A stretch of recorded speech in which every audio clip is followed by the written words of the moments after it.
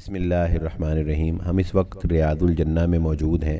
یہ وہ جگہ ہے جس کے بارے میں رسول اللہ صلی اللہ علیہ وآلہ نے فرمایا تھا کہ میرے گھر اور ممبر کے درمیان جو جگہ ہے یہ جنت کا ٹکڑا ہے، اس لیے اس کو ریاض الجنہ کہا جاتا ہے۔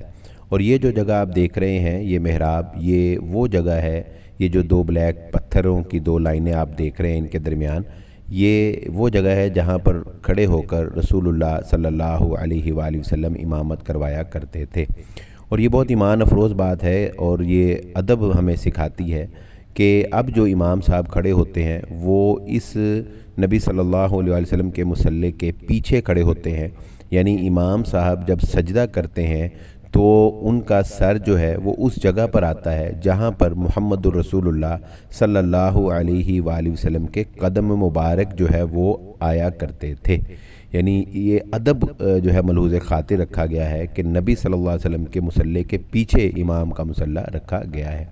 اور اس کے پیچھے آپ دیکھیں گے کہ یہ اوپر ایک جو بالکونی سی بنی ہے، ایک چبوترا سا بنا ہے، یہاں پر جو ہے یہ مؤذن کے لیے انتظام کیا گیا ہے۔ مکبر مؤذن جو ہے یہاں پہ کھڑا ہو کر اذان دیتا ہے اور یعنی مکبر ہوتا ہے جو امام صاحب کے پیچھے تکبیر کہتا ہے۔